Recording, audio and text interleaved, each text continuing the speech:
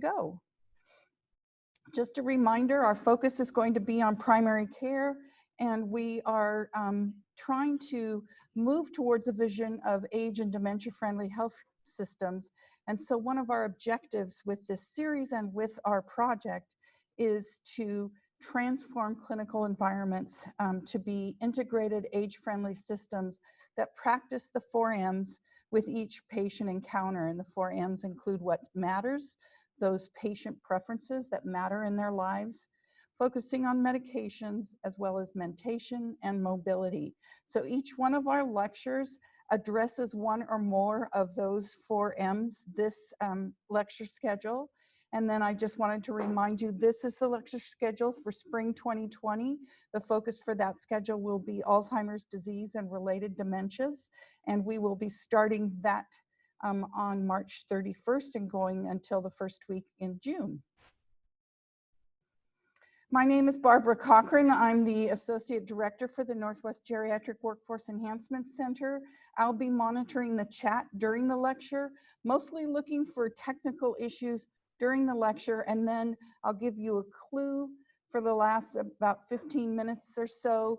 If you have questions for our presenter, then you can put those in the chat and I will read them off to Dr. Leveque. A reminder that you should be completing or have completed a profile form, mark your sign-in or attendance, and please an evaluation form for each lecture that you attend. Your site coordinator will let you know if the format for those forms are either online or in paper copy.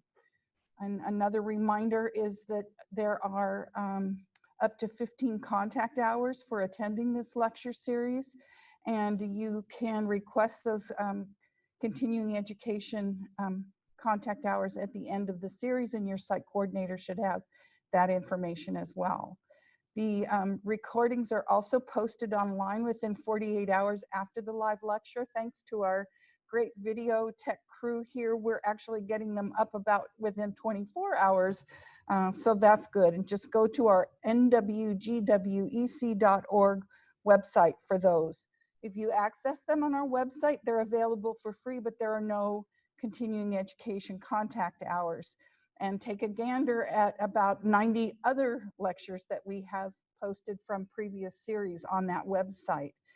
If you're interested in continuing education contact hours after this series, maybe a colleague might be interested, you can go to our uwcne.org website and register for either the online series for this time, which will be available probably sometime in mid-April, or one of the more recent previous lecture series as well. Today, I am really happy to introduce Dr. Thellea Leveque. She's going to be talking about the aging eye. She earned her bachelor's degree from Amherst College and her master's in public health at the University of North Carolina. She completed her medical degree at Duke University School of Medicine and her residency in ophthalmology at the Kellogg Eye Center at the University of Michigan. She completed a 1-year clinical fellowship in ocular inflammatory diseases and uveitis at the UW, and she's a board-certified ophthalmologist and participates in the maintenance of certification with the American Board of Ophthalmology. Dr. Leveque divides her clinical time between comprehensive ophthalmology and a focus on uveitis, and today she's going to talk with us about ophthalmology for the geriatrician. Welcome.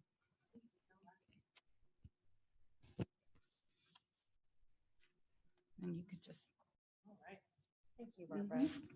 Thanks to Barbara for your flexibility and quick thinking with regard to the scheduling.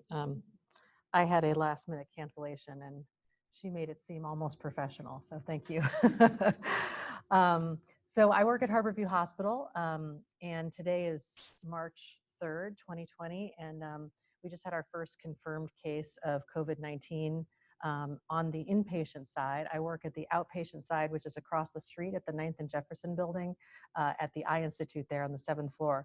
So I don't have any personal exposure risk, but certainly the hospital was on high alert today, as I'm sure we all are. So allow this presentation to be a a bit of an escape from some of the viral concerns that we're all experiencing today.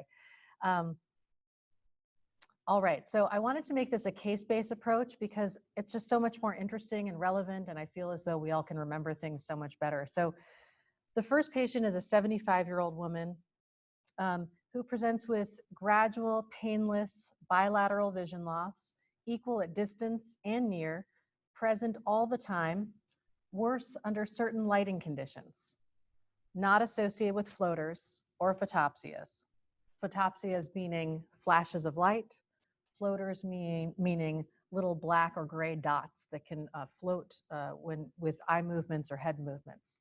And what I'm doing here is I'm highlighting in yellow some of these key components of asking a patient about their eyes, the history of present illness. Patients, so most of our eye exams require very, very detailed magnification, expert training, slit lamp examination, dilated fundus exam, and that's not going to be available to the non-ophthalmologist. So we want to gain everything we possibly can from the patient history. So these are very important. A person complaining of vision loss, where it happens suddenly or slowly, you're going to think about two different things. Sudden vision loss is more likely to be a stroke, for example, in this particular population. Less likely, maybe even a hemorrhage inside of the eye. Typically, sudden is going to mean something more vascular. Gradual is much more likely to be cataract. It tends to be slow and progressive. There is no pain associated with vision loss from cataract. And we're going to talk a little bit more about this, but just really getting a detailed clinical history is going to take you very far with these patients. I always ask if it's one eye or both. I always ask if it's equal at distance or near. Blurry vision, which is better at distance or better at near, it may also give you some indication. Worse under certain lighting conditions. Cataract tends to induce lots of glare. And the floaters and the flashing lights, that would be more of a sign for a retina problem. So we're going to sort of delve into this, but I just wanted to get us all on the same page using the type of language that's going to be really helpful to us. And that's kind of what this next slide looks at. The one thing we didn't highlight on the previous slide was timing. Does it come and go?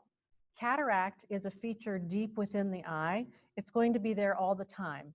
It might change a little bit with lighting conditions, but fluctuation in vision is more likely to be a problem on the surface of the eye. It changes every time we blink. Maybe we're reading for some period of time and it starts clear and then it gradually becomes blurry. That's much more likely to be evaporation of the tear film. Sort of the eyes are tired, the vision gets blurry.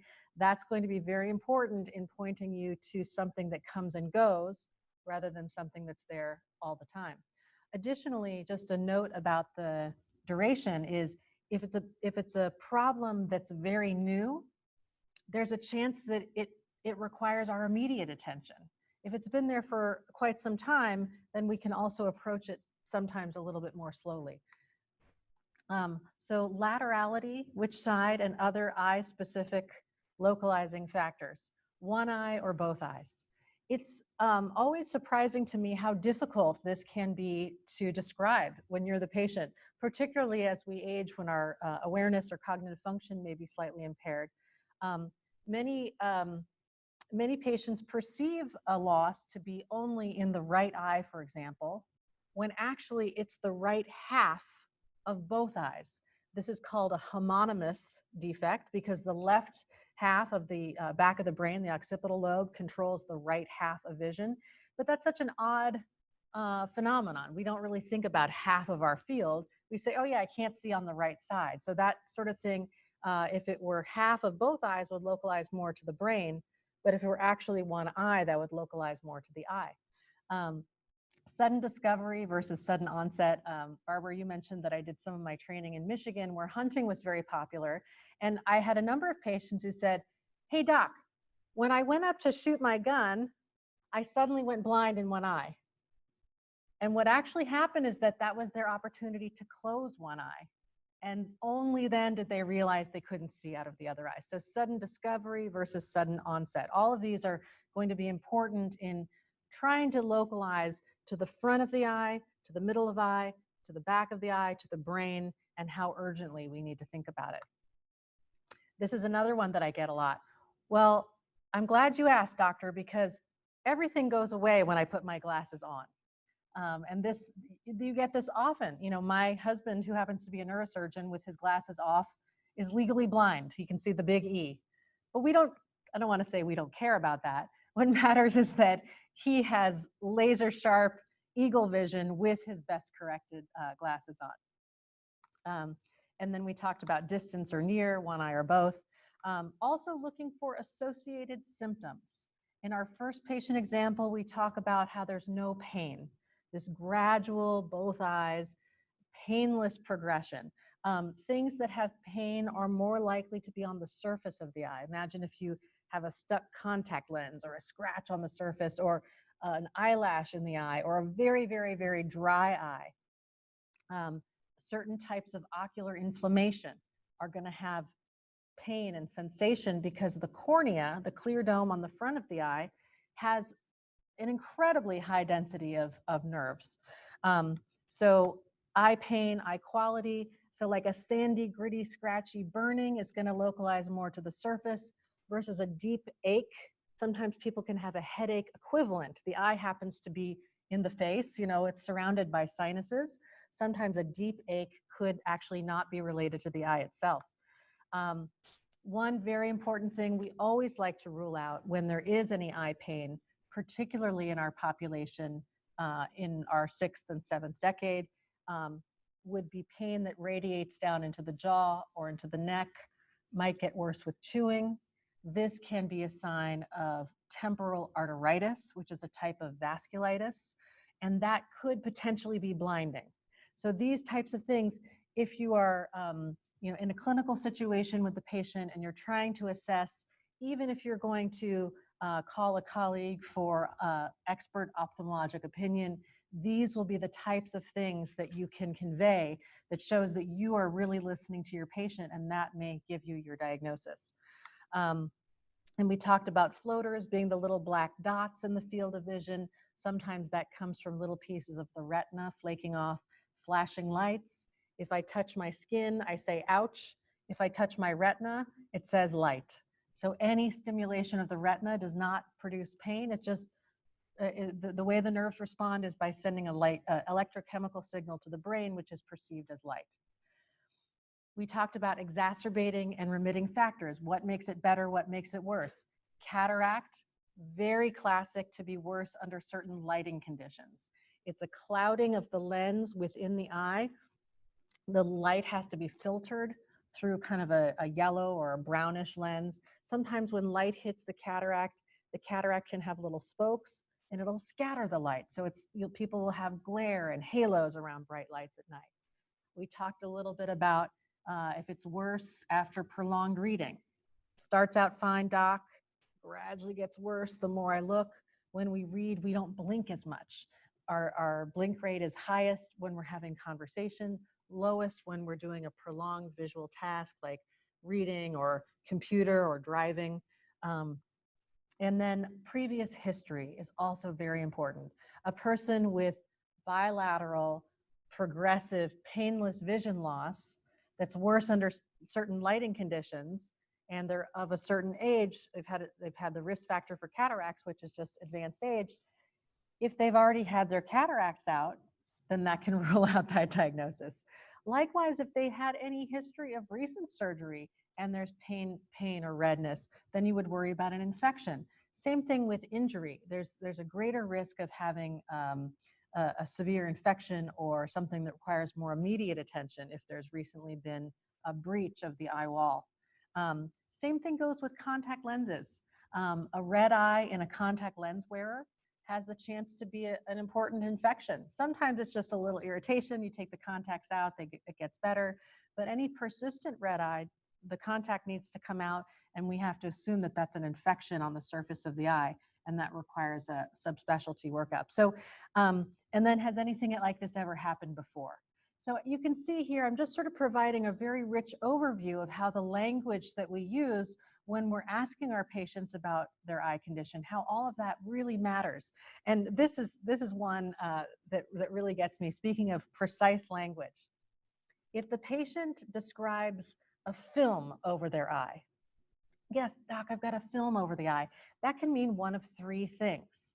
It can mean that when the patient looks in the mirror, she sees a film, like a little grayish bubble or a film, and that can be a common normal finding.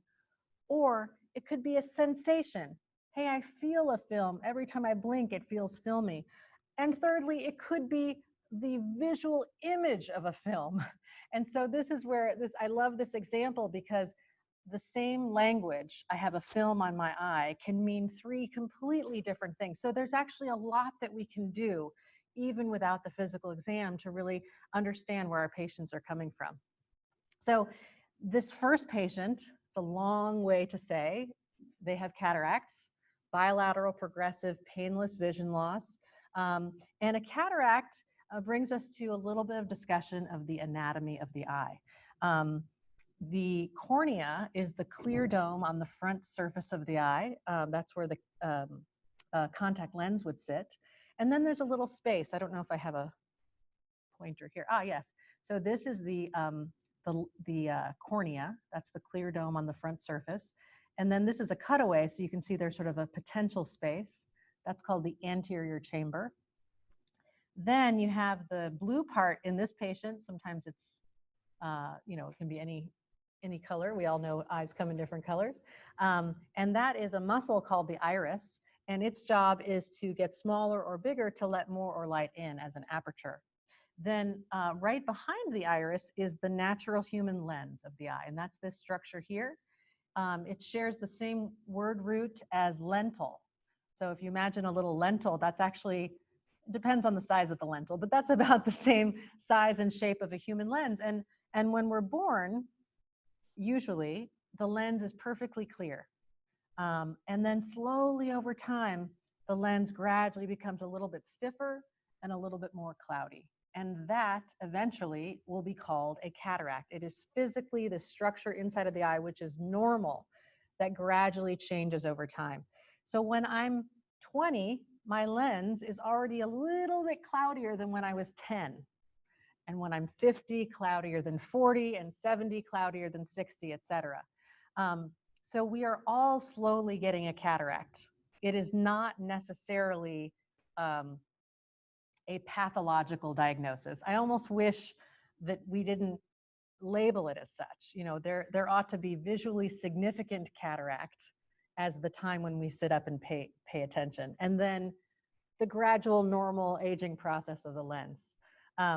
So we're going to spend some time talking about cataract, and this lens is held, it's kind of like a little pillow inside of a pillowcase. If the patient needs cataract surgery, we leave the case, we take the pillow out, and we'll talk about that, and then we can put in a new clear plastic pillow where that old pillow used to be, leaving the case. So then everything up here in the front we call anterior segment, and then you start getting here in the back, posterior segment. So behind the lens is this large cavity, which houses the vitreous gel. So the eye is filled with this gel. It's clear, and it's mostly gelatinous or liquefied. It becomes more liquefied as we age, but it kind of has the consistency of an uncooked egg white. Like it's a little bit thicker or stringy in certain parts. And if we see particles suspended in the vitreous gel, or if the vitreous gel itself is kind of stringy, it may float around, light passes through it, it casts a shadow on the retina, and that's what we see as floaters. Then behind the vitreous gel, kind of the wallpaper on the back of the eye, is the retina. In the center of the retina is the optic nerve. That's what connects the eye to the brain. So it's kind of like the cord coming out of the back of the TV. So we can just see the front of it when we look in, but it's a full cord that goes back. And then all these beautiful, rich blood vessels that come out of the optic nerve. And so oftentimes, if there's sudden vision loss, it's going to be some problem here right in the center. This little dot is the center of the retina. That's called the macula. Maybe some of us have heard of macular degeneration. That's the #1 cause of blindness in our senior population. The The biochemistry of the macula, the center of the retina, is a little bit different and more susceptible, unfortunately, to certain diseases that really just get us right in the center part of the vision. We would use our macula if we wanted to look at the dot on a lowercase I. You know, you're not the whole word, you know, fix, but just the dot on the eye of the fix. You'd use the center of the retina called the macula, and the center of the macula is called the fovea, and that's where we have the highest concentration of cones. Those are our fine detail and color neurons. Here's another view of a cutaway of an eye. This is more of a direct side view, and again, just to review, cornea, anterior chamber, iris, lens, vitreous gel, retina, center of the retina is the macula, the fovea. And then here it's nice because you can see that the optic nerve is actually a cord that pulls it away. And then just another kind of view. The only difference in this picture is that it labels the sclera. That's the white of the eye. And then what I like about this next picture is this is going to be the view that most non-ophthalmologists think about when they look at the human eye. And I like this because it's not as technical. These are things that you can see without special equipment. So the outer corner of the eye is called the lateral canthus, just kind of as a landmark. So if someone's like, yeah, it itches out in the corner, you can say, oh, I think you mean the lateral canthus. You can sound like an expert. And then, no surprise, the medial canthus. And right next to the medial canthus is a little fleshy bump that we all have called the caruncle. Sometimes if we have ocular allergies, we'll get some very severe itching right in the caruncle. That's quite common. It's also normal to have a few little eyelashes growing out of the caruncle if you look at it really closely.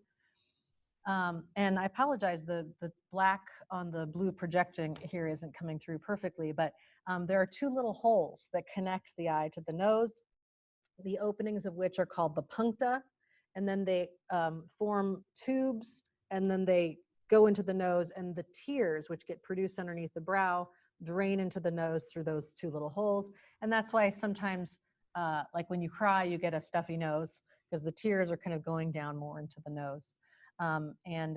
If one of those is blocked, then the tears may overflow and spill out onto the cheek. All right, and then other external landmarks, the lower lid, you can even feel it on yourself, has a little kind of collagenous plate here that's called the tarsal plate or the tarsus. There's also one here upper, and that's the upper and lower tarsal plate, the lash line. And the conjunctiva is the name of the clear skin that covers the white of the eye. The white of the eye being the sclera. Conjunctiva, many of us have had conjunctivitis, an itis of the conjunctiva. That's the clear skin that covers the white of the eye. And where the white of the eye meets the colored part of the eye, that's the limbus. And then this is the conjunctiva, as I mentioned. On the white of the eye, we call it the bulbar conjunctiva, so like on the bulb of the eye, versus you can say the eyelid conjunctiva or the fornix conjunctiva, because it's this skin that drapes over the white of the eye and then also goes into the lower lid there. So what I like about starting with cataract is it gives us a great excuse to review the eye anatomy, to review the questions you want to ask on the physical exam. And getting back to the cataract itself, we talked about having a certain number of birthdays is the biggest risk factor for cataract formation. 60% of people with cataracts are over the age of 70. We see that the prevalence goes up with every decade, pretty equally among all the different races. This is older data from 2010, but it's the last kind of big scientific data that we had from the National Eye Institute. Certain genetic factors can make us form cataracts early. Occasionally you'll have, especially someone who's highly nearsighted or who has a strong family history of cataracts at a younger age. We may do cataract surgery in 40s or 50s. Sun exposure is one of the most major cataract risk factors. So sunglasses not only reduce the UV absorption in the lens, but they also reduce the UV absorption on the conjunctiva, and there are actually certain types of eye cancers that people can get if they're in highly sun-exposed areas. That's very rare, as opposed to cataracts, which are almost universal. But more sun exposure, individuals who spend more time outdoors, fishing, skiing, living near the equator, more likely to have earlier cataracts. Smoking, another risk factor, and then certain medications. So the most famous one is corticosteroids. So whether that be steroid eye drops or systemic steroids, those can push cataracts a little sooner. So if there's a patient who's had an organ transplant, then they're more likely to get a younger cataract. This slide speaks about 50 million cataracts by the year 2050, and this largely is just going up as our population ages as well. And probably cataracts generally are underdiagnosed. Like I say, it's generally a little bit of cloudiness over time is just sort of a part of the human condition. A diagnosable cataract that makes it onto this slide is probably going to be a little bit more visually important. So how is the vision affected? And we've been talking about this throughout, and now that we've gone over the eye anatomy, hopefully these pictures will make sense. On the right half here is a person with normal vision. They're checking out their cute little grandkids here, playing with balls, and they can see it really well because the light comes in, passes through the cornea, and it gets bent a little bit or refracted slightly by the cornea, passes through the lens, again gets refracted further, and if they don't wear glasses, it comes to a single point of light just right at the fovea, the center of the macula, which is the center of the retina. So we're looking at the dot on the eye, and it just makes a very nice, clear image. But a cataract here in this exaggerated form, you can see the vision is just kind of diffusely blurry. And here you have the light coming in, and instead of converging on a point, it gets scattered. The proteinaceous alignment of the structure of the cataractus lens is such that it causes light to scatter, or it can just defocus the light, or it can allow less light in. So these are the different ways that cataract affects vision. So the common symptoms: cloudy or blurry vision, poor night vision because you basically got sunglasses on. You've got a brown, sometimes a brown lens. Frequent prescription changes in the glasses, like, hey doc, these glasses aren't quite right. Okay, well, let's make them a little stronger. 6 months later, can we make them stronger still? Sometimes in the right setting, that can be a sign of cataract. At the 6 o'clock position, it says problems with glare, colors seeming faded. This one is so exciting when we do cataract surgery because a lot of times people don't notice, like, yeah, sure, things are a little blurry. And then we typically do cataract surgery one eye at a time. And when we remove the patch on the eye, the colors are so brilliant. And so many times people will say, I had no idea what I was missing, because it is this kind of gradual, slow, and then suddenly they're like, oh, lefty over here looks really yellow, and so that's something. The color seeming faded often isn't clear until the cataract's been removed. These are some examples of cataracts. So usually when you see a patient, their pupil is going to be really small like this. And the cataract would have to be quite severe for you to be able to look in and see much of anything. This particular patient has a focal linear opacity right here in the center. So if you were looking really carefully, you might see a little whiteness right in that center. But most people, are just kind of sort of look like, yeah, I guess the pupil's there. I can't really tell if it's cloudy or not. But this patient is dilated, and you can see there are some kind of spokes here. Those are called cortical spokes. That type of cataract tends to really disperse light. This patient has a white cataract, so you can imagine that wouldn't let much light in at all. And this patient has a combination of cortical spokes here, and then the center is a little bit kind of brownish color. Would it be possible to decrease these lights? Would that make the... Oh, they're seeing it fine. Okay, okay. All right, well, can everyone in this room kind of imagine that? This is a special type of cataract. This is called a Christmas tree cataract. So just to orient you, this very bright light is reflecting off of the cornea, and then you have that space between the cornea and the iris called the anterior chamber. And then the iris, you can see, is kind of out here. It's a dilated pupil. And here is the lens, and there are these beautiful kind of refractile colors in there. And sometimes you can see that with like little cholesterol plaques, or certain types of genetic diseases have very particular types of cataracts. So we can get very nerded out about all kinds of descriptions of how the cataracts look. Here's another example of a very widely dilated pupil with retroillumination, meaning I'm shining my light in directly. I'm getting that red reflex, which is sort of that orangey glow, because the layer underneath the retina kind of has that orange color. And so I'm shining my light in, the light is bouncing back, it looks orange, and then it's highlighting in silhouette some of these cloudy aspects of the cataract. So like here's cloudy, little bits cloudy here, and the intervening areas are clear. So this is all clear, and then you see this big cloudy area in through here. We talked a little bit about what's entailed when the cataract gets to be visually significant. We talk about cataract surgery. These panels here exaggerates kind of a white pupil. Again, not very often would you end up really seeing that. Of course, it's possible, but usually they'll be visually significant before they are that optically significant without magnification. And so what we do during cataract surgery is we pharmacologically dilate the pupil, and we make a very small incision in the cornea. So you can see that's the cornea coming here. And then this instrument is called phacoemulsification. It reminds me a little bit of the the ultrasound device that's used for certain types of teeth cleaning. It has ultrasonic vibration here, so 40,000 cycles per second right here, and the tip gets hot. And the reason for that is that it breaks up this lens into little pieces, and there are lots of different techniques to do this, but it uses ultrasound energy to break up the lens into small pieces. And then there's a vacuum function here.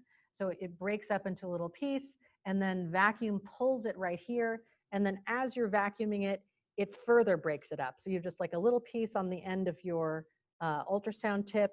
It breaks it up and then gets sucked away into the vacuum bag, into the cartridge that's part of the phacoemulsification unit. And additionally, what's not shown here is the third function is there are little holes on either side of this that squirt out cool fluid, not only to help cool the tip, because if you had a lot of heat, you worry about damaging the fragile corneal endothelium, but also to keep the chamber of the eye formed, because although this is a pretty tight self-sealing incision, you know, you've got a fluid-filled structure, you want to make sure you keep it filled with fluid. So that's breaking it up into little pieces. Next thing you know, you have just an empty potential space where the cataract used to be, and that's the capsular bag, or kind of like the pillowcase. And into that space, you take an acrylic lens, it's folded here, and you inject it through that small little area. And then here you can see it's in place, occupying the space that the cataract used to occupy. Should we pause for any questions now, or should I keep going until the end? Okay. Because we're moving on to the next case. Case number 2. So this is an 85-year-old woman who says, my eye doctor has been watching some yellow spots in my retinas for a few years, and now I need eye injections. And this is an example of what a normal fundoscopic exam looks like. So when I have my microscope and my lens and I look in, this is actual human tissue. We had seen sort of the models of this in our earlier slides. Here's the optic nerve. These are those beautiful blood vessels coming out. And this is the macula, and the center of the macula is the fovea. Very normal. This is looking in, this is a color photograph. So we can actually just take a snapshot of the back of the eye. We also have a technology that allows us to look at the individual layers, cellular layers of the retina. This is a side view. This is called an OCT. So right at the center of the retina, so on the side view, it comes down to create this little dip that's quite normal for the fovea, the center of the macula. So notice how these lines here are very, very straight all the way across. There's no fluid in the retina, et cetera. So a patient with macular degeneration, by contrast, will have lots of little yellow dots or subretinal deposits, which we call drusen. And you can see they're kind of occupying this very high value real estate, and that would make things very blurry to look through because it disrupts those beautiful straight lines, and we tend to see some bumps. And sometimes if it wants to transform from the dry type, so dry just has the bumps of drusen, it can transform to atrophy. So again, I'm just not sure how well this is projecting, but yellow bumps sometimes can just lead to a big geographic scar, or sometimes the yellow bumps can actually lead to bleeding. And in this picture, there's a large pocket of subretinal blood, and we would call that the wet form of macular degeneration. So the dry type and the wet type of macular degeneration. So just looking at a little bit more detail on this OCT, stands for optical coherence tomography. I think this is, I love this slide, and I love showing this to my patients because here is kind of that black and white view of the retina. So these are all different cellular layers. Here's 1, 2, 3, 4, 5, 6, 7. There are 10 different layers of the retina. And then this is that beautiful curve that comes down for the fovea. And this is a histologic slide. And you can see the level of detail we can see. This is the, up here is the nerve fiber layer. These are other different cellular layers. And when you get down here, these are the photoreceptors, rods and cones that kind of have that sort of cigar-shaped look. So that's really the level of detail that we can see, which is very cool. So this patient, you can see instead of having the nice straight lines all the way across, these are those big yellow bumps called drusen. These are deposits in the outer part of the retina. And this would be a dry or non-exudative macular degeneration, AMD, age-related macular degeneration with drusen. If the drusen progressed to the scar, geographic atrophy, here you can see like this little stripe here looks pretty good. This is a little bumpy, but it's still pretty good. What happens here? Boom, we fall off a cliff.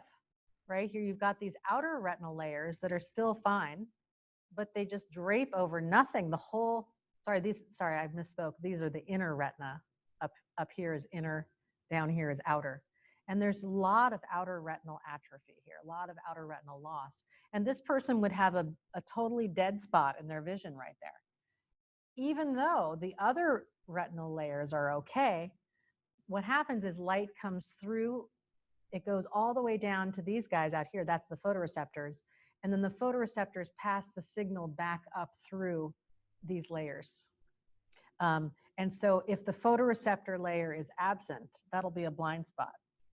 And we don't yet have a way to regenerate the photoreceptors. That is the holy grail of macular degeneration research, in that photoreceptors are a part of the central nervous system, just like brain and just like spinal cord. And in the year 2020, if a person has a spinal cord injury, they're paralyzed. And if they have a brain injury, it's a stroke. And if they have an eye scar, it's a dead spot.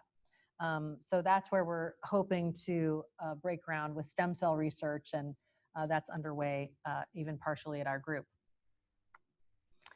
So these are some examples of the exudative macular degeneration. So it goes from dry or non-exudative to more severe dry, which is the geographic atrophy, or it can go to this wet type, which either has fluid or blood or both. So here you can see there's some little yellow dots. Those are drusen. These are some specialized kind of black and white imaging. And here's our OCT. Uh-oh, look at this huge black spot. That's all fluid that shouldn't be there. Again, you've got a beautiful inner retina, but you've got these big bumps and fluid, and that's a sign of the exudative macular degeneration. So, you know, in its most severe forms, macular degeneration, you can see why it's can result in severe vision loss. The difference between vision loss from macular degeneration and vision loss from cataract, again, here those same two grandkids, only their faces are blurred, because macular degeneration is very particular to that central vision.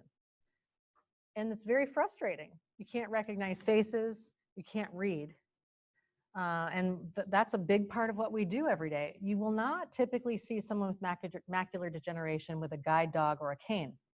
The peripheral vision stays intact. And so as a general rule, folks can avoid bumping into things.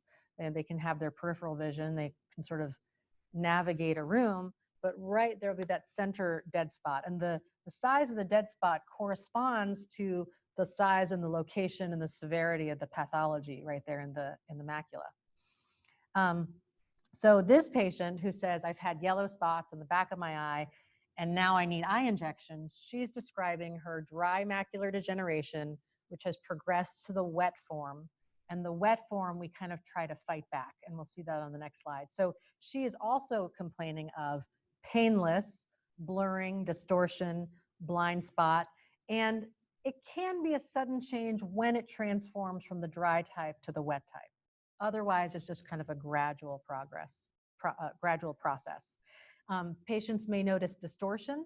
This is a little checkerboard that we send home with patients who have dry macular degeneration. And we say, if you notice new wavy or missing lines on this grid, we call it an Amsler grid, and you test one eye at a time, then call us right away, because again, that sudden change could be a switch from the dry to the wet. And when it's the wet kind, we try to fight back with eye medicines. Macular degeneration, also a very big problem, not as prevalent as cataract. And cataract is a cause of vision loss that is reversible with cataract surgery. By and large, macular degeneration, sometimes we can slow the progress. Sometimes we can do a little bit of reversing if we kind of catch it early as it transforms to the wet. But it tends to be generally harder to treat. We have fewer treatment options. So this little slide says age-related macular degeneration. The National Eye Institute looks ahead. Between 2010 and 2050, the estimated number of people with age-related macular degeneration, AMD, will be more than double, from 2.1 million to 5.4 million. And here we have 2010 on the right, 2050 on the left. Each eye represents a total of 80 million people, the estimated number of Americans who will be 65 and older in 2050. So it's just kind of this clever graphic where they show it as a slice of the iris. And you can see that as our population ages, so too will the burden of this devastating disease. So who gets macular degeneration? Again, age being the major risk factor, just like in cataracts, but it is a multifactorial disease with both genetic and environmental factors.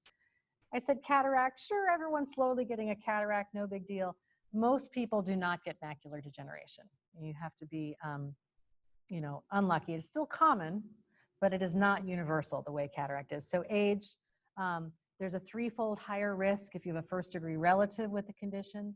There have been specific genetic associations with macular degeneration. Again, multiple different genes, not just, oh, let me test to see if I have the gene. So we tend not to do gene testing. We do it more on first-degree relatives and risk factor control to the degree that we can. There may be a slightly increased risk in patients with light-colored irides, so blue and green eyes. Maybe a slight risk if people are farsighted or hyperopic. A demonstrable increased risk with smoking, maybe higher with an elevated blood test called C-reactive protein, which codes for general inflammation, and maybe higher in females, although that could be an artifact of longer life expectancy. Nutritional factors also likely play a role, and it was emphasis on this nutritional factor that led to one of the landmark studies looking at age-related eye disease. And in fact, it was called the Age-Related Eye Disease Study, specifically looking at the arm that was macular degeneration.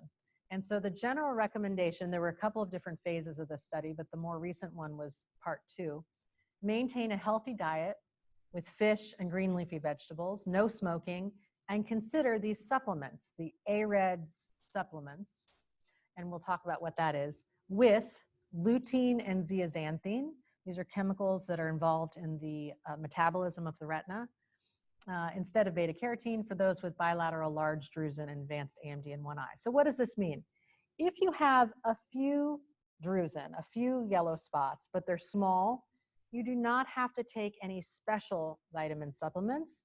Generally, control your blood pressure, stop smoking, diet rich in green leafy vegetables and fish will give you all the protection that you need.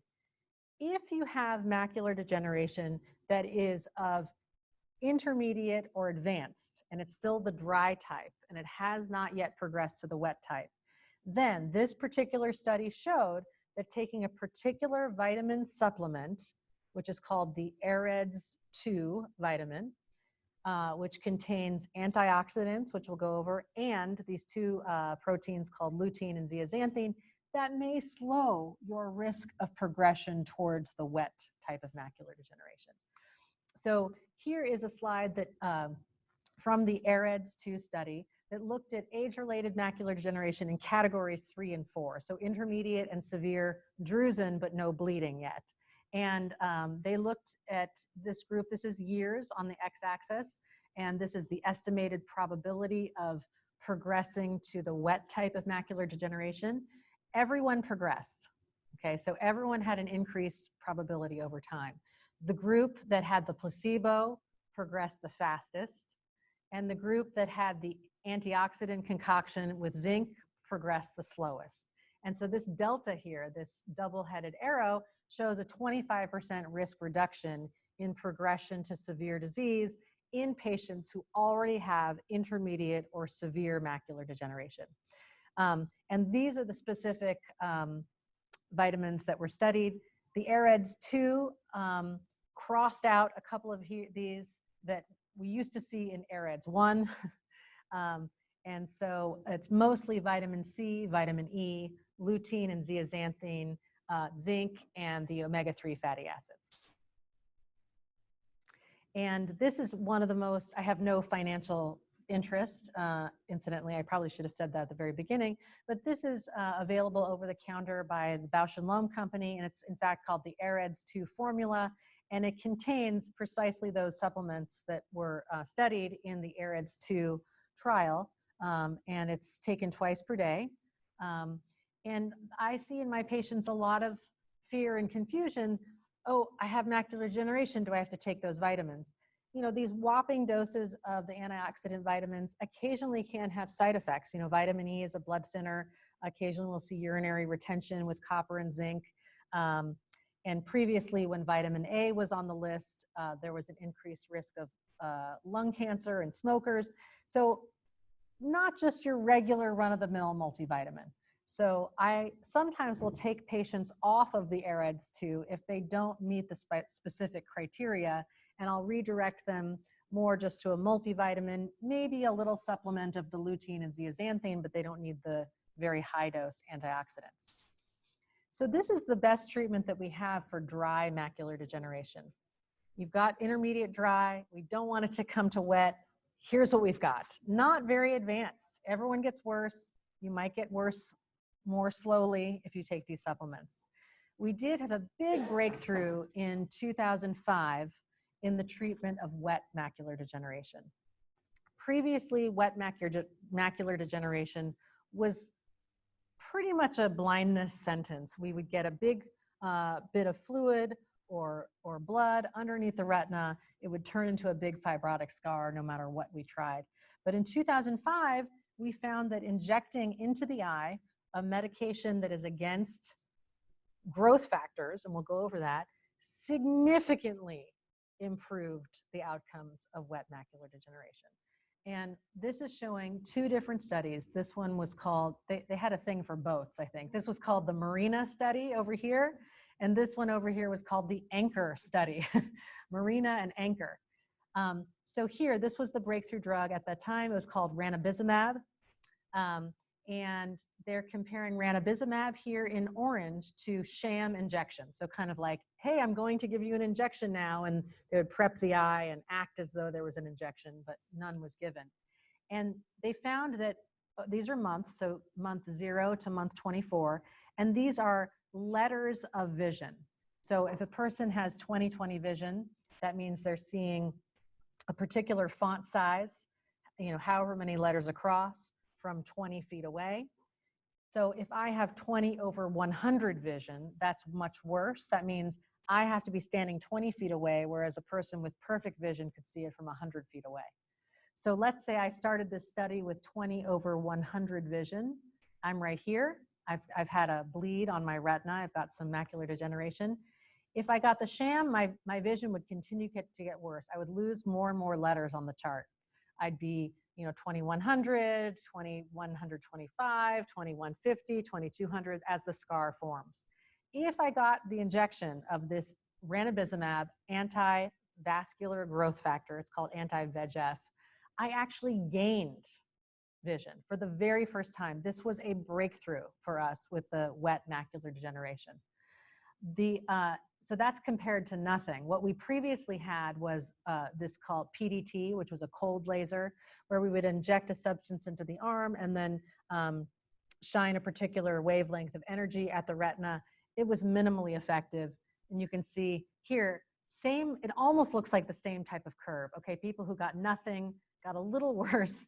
Again, that's not really the comparison we're making. But again, compared to nothing and compared to the current standard of care, huge statistical significance. So this has really been a game changer. So this is what it looks like when we need to go in and inject anti-blood vessel medicine into an eye. Again, since we all know our eye anatomy so well, this slide will hopefully make sense. Again, cornea, iris, lens. This person has quite a clear lens, actually. They haven't had any cataract surgery. So the retina is this wallpaper that coats the whole back of the eye, but it ends right about here.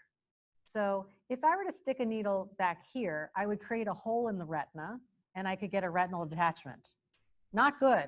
If I stuck a needle here, I'd put it right through the lens of the eye and I'd probably cause a cataract. But there's this little magical place, which we measure with calipers, between the limbus, that's where the colored part meets the white of the eye, and we go about 4 millimeters back, and there's this little place where we can safely insert a needle without puncturing the retina, without hurting the lens. And now this is done a lot. Patients who have wet macular degeneration, and this is our next challenge, oftentimes in order to treat this leaking blood vessel, we'll need to have an injection every 4 to 6 weeks. That is a lot of burden. That's a lot of visits. That's a lot of people taking time off work to drive their loved ones.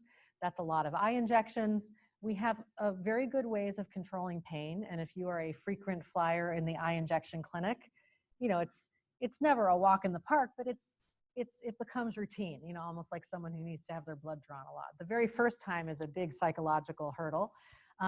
But we numb the area and we use like a 32 gauge needle. It's like the tiniest possible needle. We're injecting 0.05 of cc. So it's like the tiniest little bit. It's just boop, and then we're done.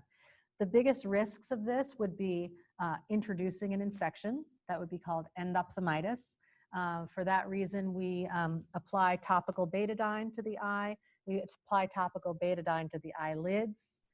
And we don't talk or we wear a mask. In the rare cases of endophthalmitis, which is infection after an injection or surgery, the bacteria that are isolated either come from the patient's own eyelashes, from the patient's mouth, or from the doctor's mouth. And the only thing that has been shown to reduce the risk of post-injection infection is betadine right on the surface. And a lot of people say that's worse than the injection itself just because it stings so much once the numbing wears off. So we do our best to rinse, and the eye is a little sandy, gritty, scratchy for a few days, and then they go along about their way. There aren't any restrictions. Sometimes there'll be a little red spot on the white of the eye. And if we've put our needle just the right way, we won't have created a retinal tear, we won't have created a cataract, we won't have introduced infection because it's such a small volume of fluid. Sometimes the eye pressure transiently goes up, but then it'll just come right back down. So it's been really a breakthrough.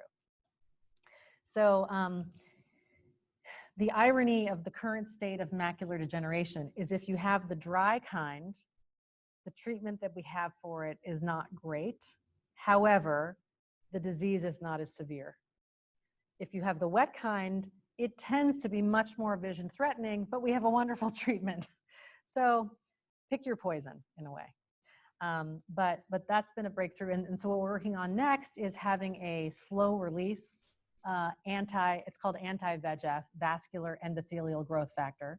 It was actually originally used as Avastin. It was an anti-cancer agent because it was used in colon cancer, and because it's against blood vessels, it would shrink the blood supply to the solid tumors. And then it was demonstrated in animals and worked its way up the chain and found to be really a breakthrough for macular degeneration. So that's been fun to watch that just in the course of my own career. So yeah, we need to work on longer lasting VEGF.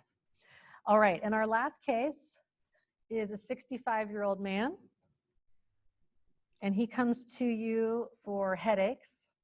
And because you are an excellent nurse, you take out your handy direct ophthalmoscope and you try to peer into the eye to look at the optic nerve, because you say, oh, patient has a headache. What if there's too much pressure inside of the brain? That would be called elevated intracranial pressure. If there's elevated intracranial pressure, you'll look at the optic nerve and the edges of it will be blurry. That's called papilledema. That's, yeah, I think one of the main uses for that direct ophthalmoscope, if you're not an ophthalmologist, is like if you get really good at it and you can be like, oh, your optic nerve looks fine. So you look back there and you don't see any optic nerve swelling, but in fact what you see is this. So this is a close-up of the optic nerve. It's called the optic nerve head. And a normal optic nerve has these blood vessels coming out and then they extend out here into the retina. This particular optic nerve has kind of a whitish center. So the whole thing, we call it the optic disc, and then the little whitish center we call the cup. So we spent a lot of time talking about the ratio between the cup and the disc. So if you think of it as like a donut, that's a really skinny dough and a really big hole in the center of the donut. So we've got this whole big hole, and then the dough is right here, very, very skinny. And so that is larger than average. So typically everyone has a little bit of a cup, a little bit of an excavation or a little white area in the center. But when it starts slowly enlarging over time, we worry about that being a condition called glaucoma. And this image is part of a series that demonstrates how that can progress. In panel A is a healthy optic nerve or optic disc. So this whole thing is the disc, this small little cup in the center, and look at this very, very healthy rim of nerve tissue. Again, this is a bundle of nerves. The retina collects the light, sends it back up through the inner retina, and then out to the optic nerve. The nerve is like a cord going back to the visual processing centers in the brain. So this is collecting all of the retinal neurons and sending it out. And it only has, you know, this much thickness to do that. And in this cartoon here, it is really highlighting the central cup and the disc. And then this is the rim of nerve tissue.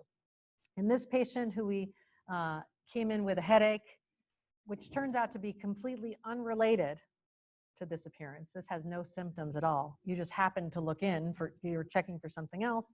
He's got a really big cup, which you can kind of see outlined here, and a very tiny little rim. So glaucoma is a group of diseases that all cause this type of optic nerve damage. And usually there are no symptoms. We're going to talk about a couple of different types of glaucoma. And then a patient won't know there's anything going on. And then by the time they notice there's a problem, it's too late. Because remember, optic nerve and retina is part of the central nervous system, just like brain and spinal cord.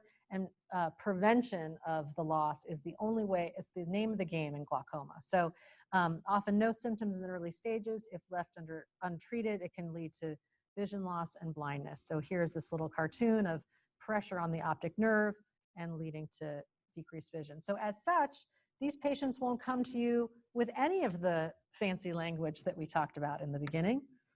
Half of people with glaucoma know it and half don't know it. So we think that, you know, there are 3 million or so patients with glaucoma, mostly or half undiagnosed. And by 2030, we think it's going to be up to 4.2. So how do we decide who's at risk for getting glaucoma and who isn't? Do we have to do an eye exam on every man, woman, and child to make sure that the optic nerve doesn't have that look?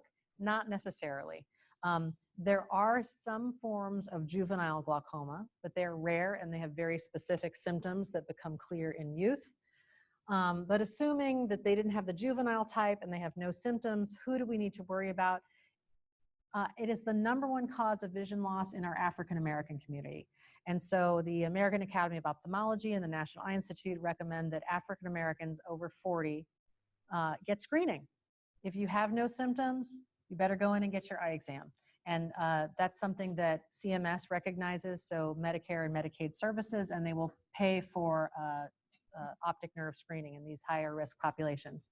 Everyone over the age of 60, so we start saying eye exams every 1 to 2 years, starting at 60 or 65, regardless of your family history. It's been an emerging cause of vision loss in our Latino population, Latinx population, and of course, anyone who has a family history of glaucoma, because it can run in families.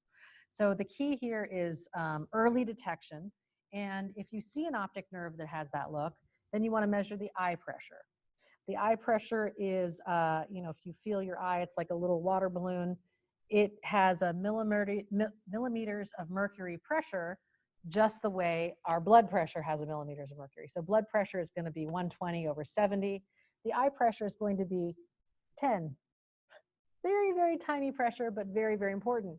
Normal, we say, is kind of between 10 and 20. If it's too high for too long, that's the major risk factor for this optic nerve cupping.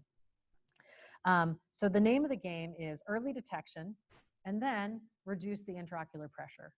There are some variations where a person can have normal pressure and still get this optic nerve cupping, and the treatment is still, whatever your pressure is, it needs to be even lower.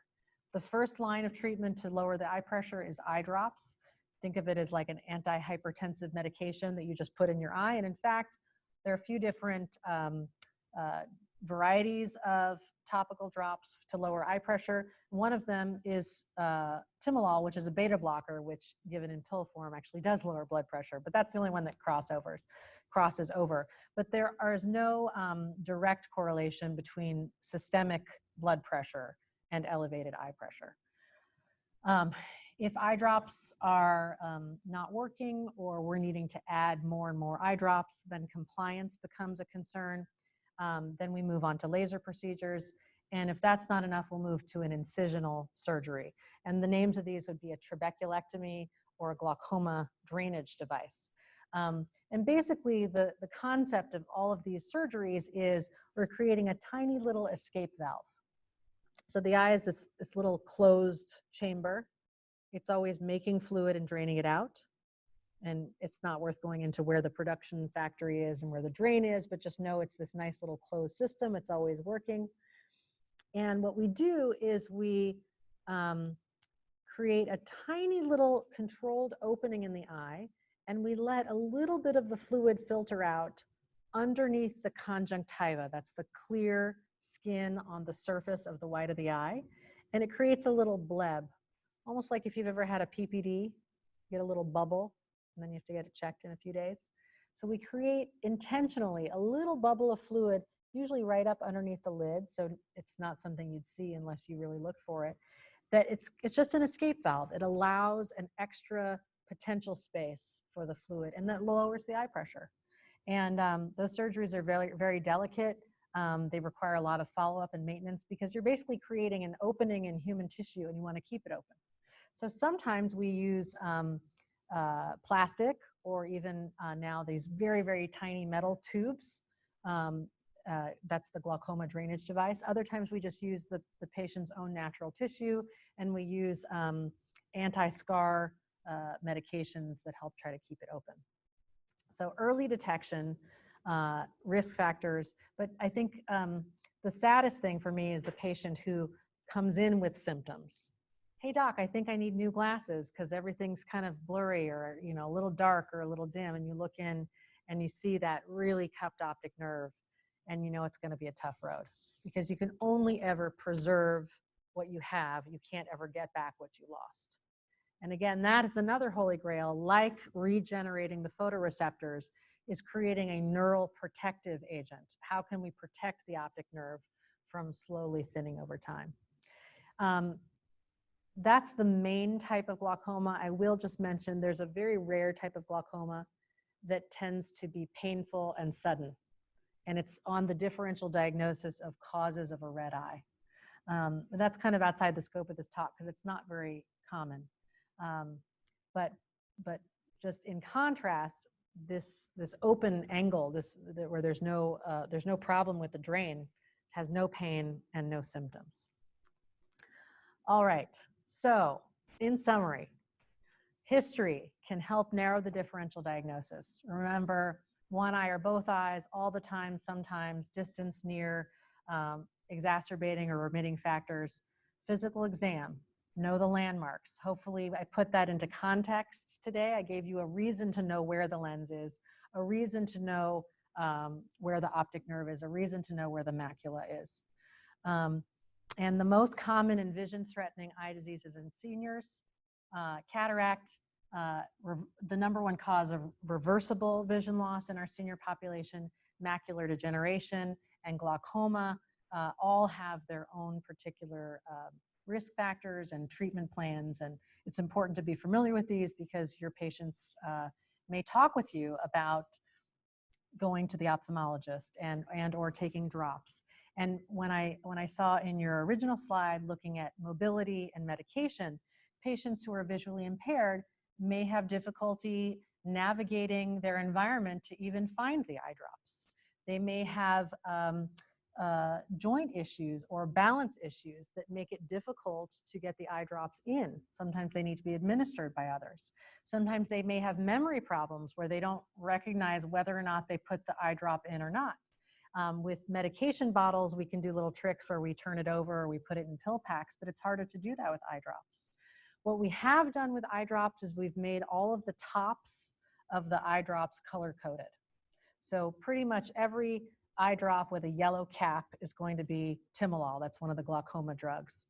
Everyone with a turquoise cap is going to be latanoprost. Everyone with a, or its cousins. You know how there are drugs with different groups at the ends that are still in the same general family. So everything with yellow is either going to be a timolol or a beta blocker, et cetera. So we're trying to keep visually impaired individuals in mind when we use these eye drops. But with regard to actually getting the eye drops in, we are looking into alternative delivery devices. Can the eye drops be administered in a spray bottle? Does it have to be the neck mobility to lift your chin, the arm mobility, and the eye-hand coordination and balance to get the eye drop in? And generally, eye drops tend to be not underutilized, but compliance with eye drops is difficult not only when it's the patient doing the administration, but also if it's the nursing staff or caregiver doing the administration, because it's not something that people are necessarily trained to do. And sometimes the eye drop frequency can be high depending on what the treatment is. So that's all I have for these slides. I do have some time for questions, and I also have a brief video of portions of a cataract surgery. And I mentioned that in case you want to leave before we get started on that. But yes.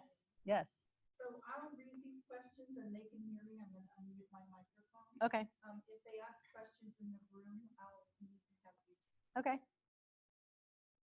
So the first question is, when lenses are replaced after cataract removal, is there a choice to enhance distance versus near vision?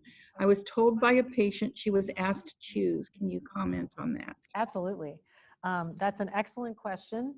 And so the natural human lens of the eye provides a certain power. Usually it's 20 diopters of power, meaning if light comes in, my lens has to bend the light enough for it to hit the retina.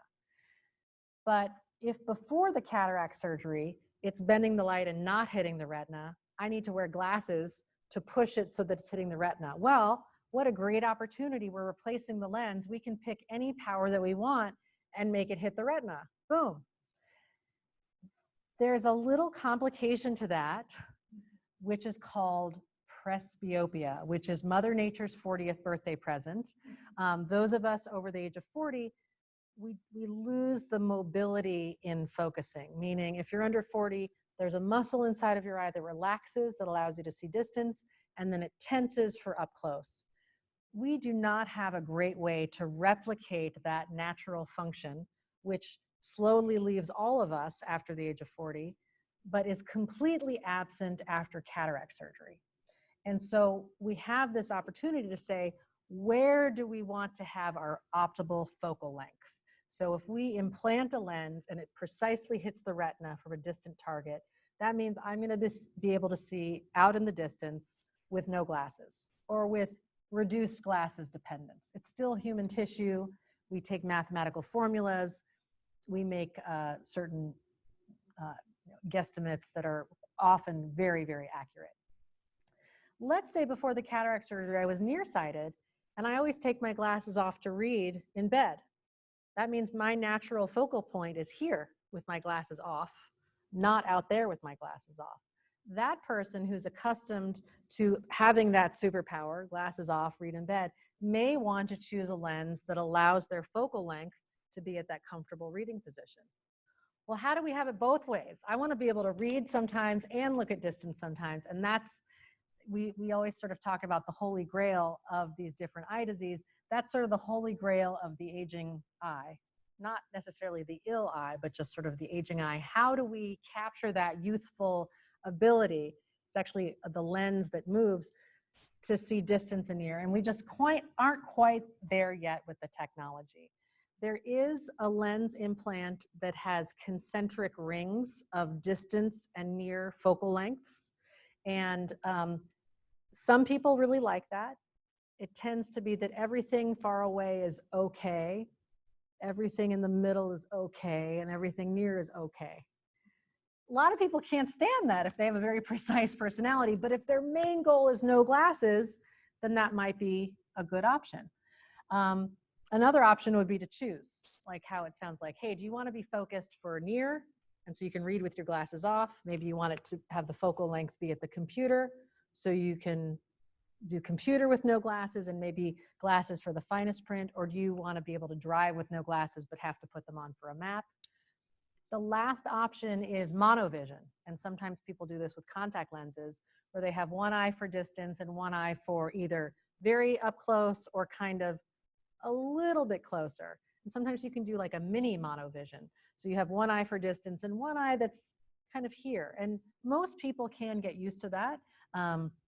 And oftentimes we'll test it first with contact lenses, but that is a very, very nuanced question that a good cataract surgeon needs to go over carefully with their patient and ask that individual questions about what is their current glasses prescription, what activities do they do with and without their glasses, what do they do for a living, what are their visual needs, generally speaking.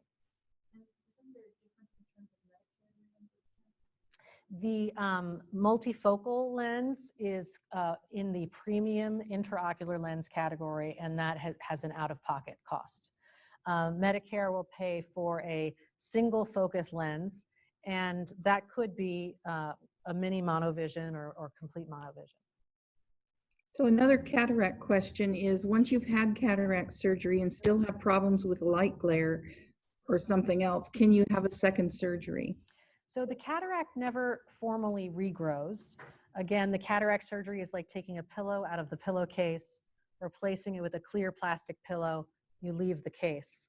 Months to years after a cataract surgery, you can have a few little feathers or lens epithelial cells regrow on the case.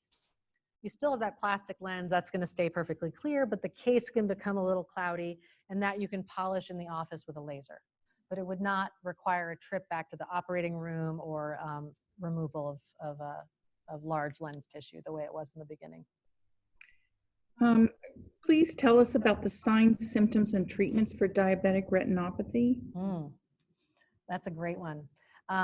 So diabetic retinopathy is number 4, which, you know, very well could have made it into this talk, but when I time myself and talk about all the other cool stuff that I want to say along the way, it doesn't make it in. But also particularly because this is a talk for the aging patient. So diabetic retinopathy is the #1 cause of vision loss among our working aged Americans.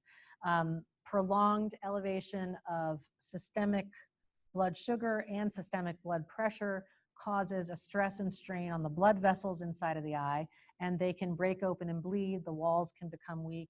It can leak fluid into the retina, and sometimes abnormal blood vessels can start to grow and want to take over. And so in the very early phases, a person can have some mild vascular changes and have no symptoms at all. But as it progresses, and we have formal ways of categorizing the stages of diabetic retinopathy, much like how we do for macular degeneration, it can slowly lead to central vision loss.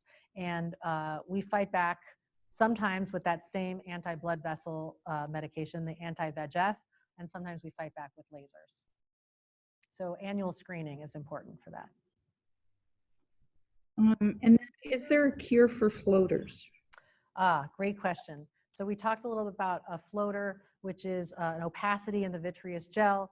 Light passes to the retina, but gets stopped by this opacity, and it casts a shadow on the retina. The short answer is not really. There's not a vitamin or a supplement or a lifestyle or a diet change that will get rid of them. Generally speaking, there's a gradual increase in floaters over time. If there's ever a sudden increase in floaters, you need to have an eye exam right away to make sure it's not a retinal tear.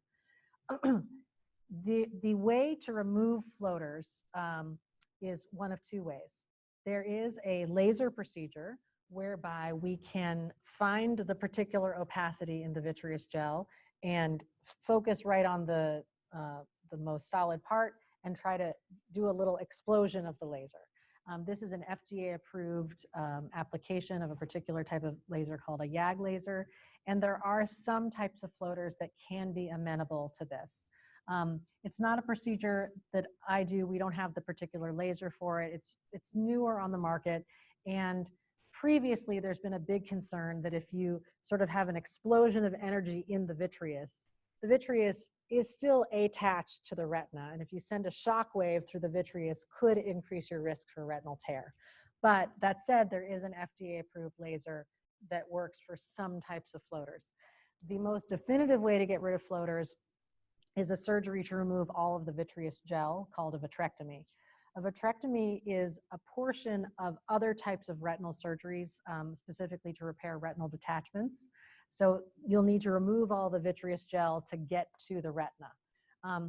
Doing a vitrectomy, vitreous gel removal, specifically for floaters is now also something that we're just starting to see, because we can do smaller gauge retinal surgery.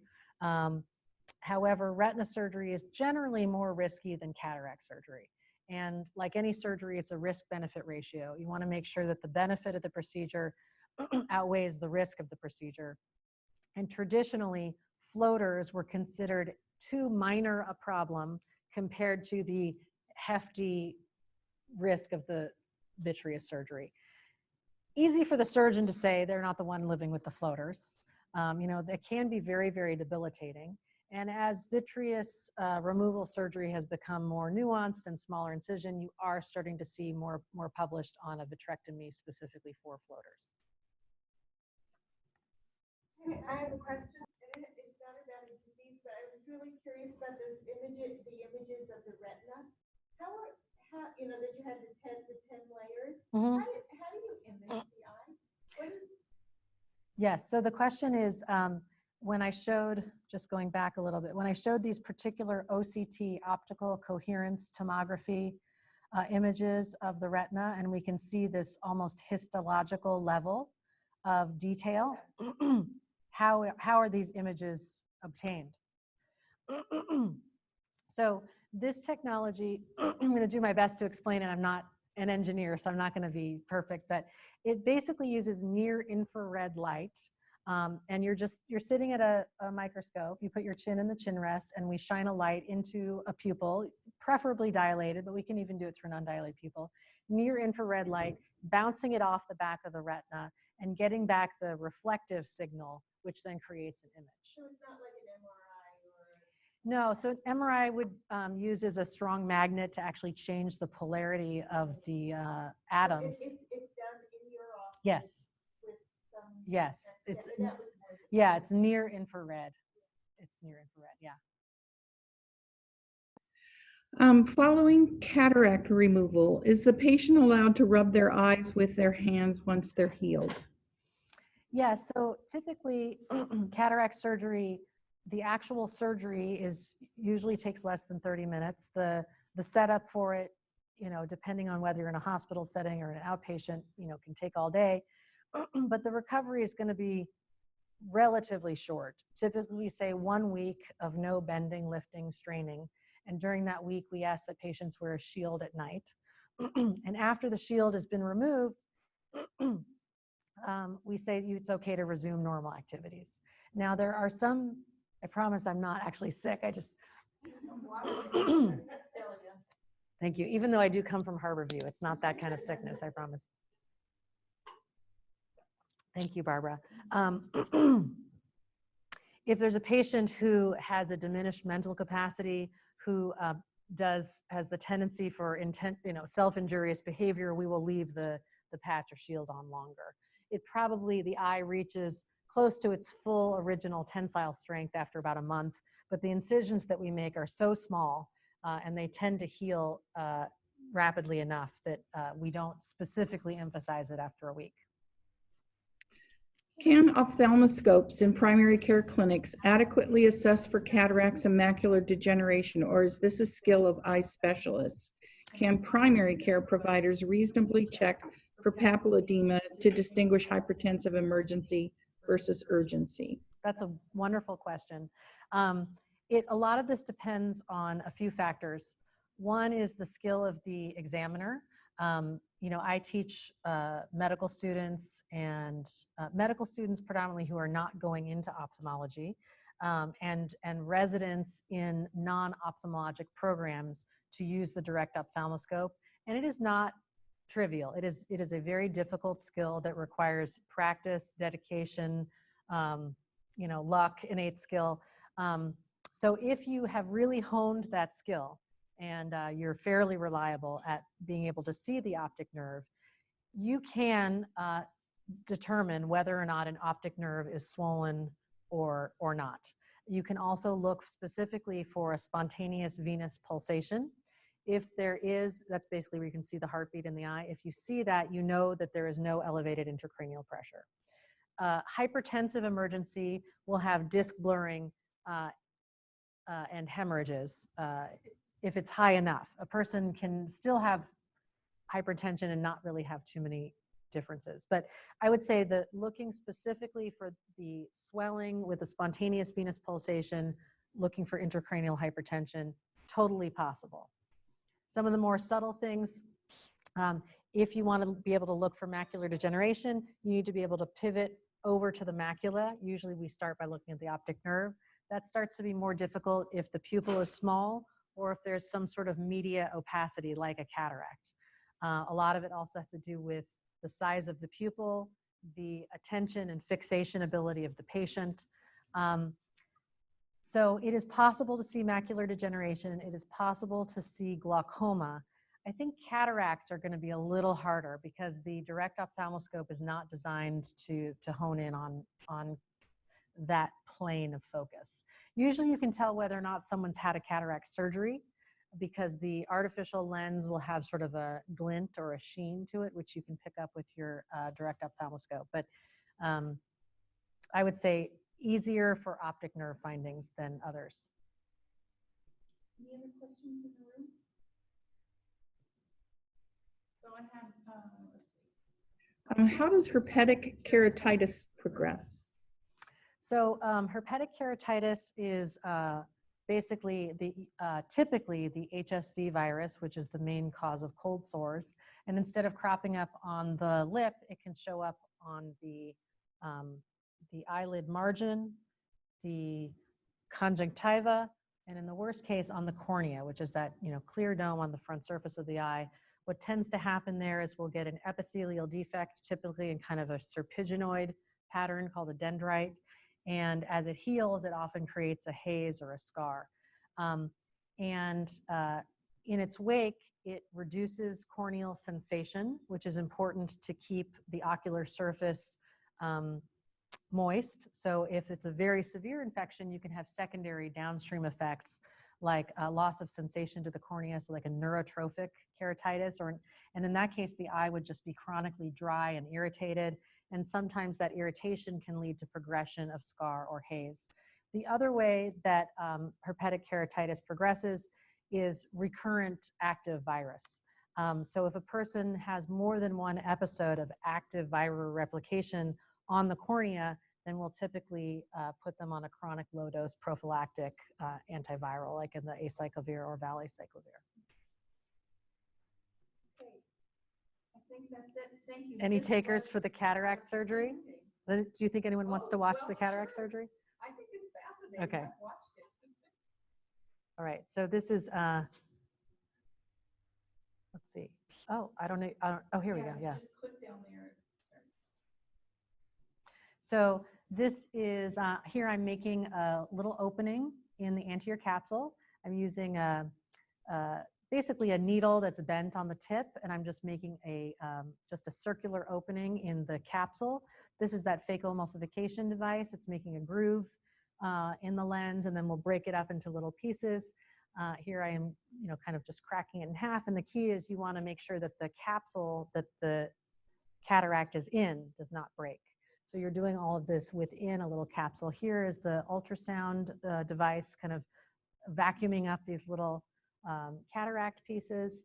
And you can see in the background kind of what's waving around there is sort of a membranous part of the cataract. There's the nuclear part, which tends to be hard. Now here the whole cataract has been removed and I'm injecting a lens.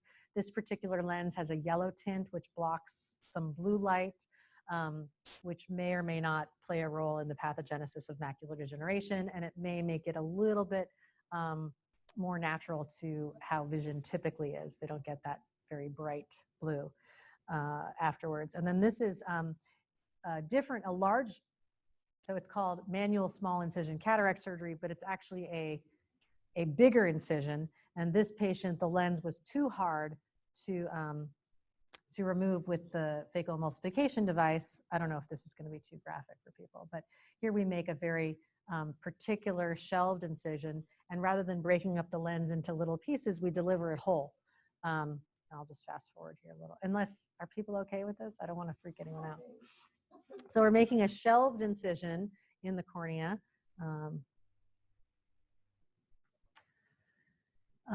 And here we're rotating the whole lens. So I've just kept the lens whole and I'm removing it from inside of its bag. And so I'm sort of rotating it to make sure that it's not, I'm sort of rotating it into the anterior chamber. And here you can kind of see the size of the lens. And there it's just sitting in the anterior chamber. And then this is like an irrigating lens loop. And you'll see here in just a moment. You can actually bring out a pretty large lens through a pretty small, it's a girl, okay, yes. And there's the lens. So actually this technique, and then I put in one stitch. So basically preoperatively, the patient had hand motions vision, and then postoperatively 20/20. So this is actually the technique that is used in third world countries that don't have access to phacoemulsification. It's rare that I need to use this technique in the general US population. Do you know ahead of time whether you're going to have to do that? Yes, yes, and the planning would be very different. Yeah. I just noticed someone put Put into the Q&A box. Yes, we want to see it. Good, thank you. I like showing it. This is great. Thank you Okay, so much. thank you for having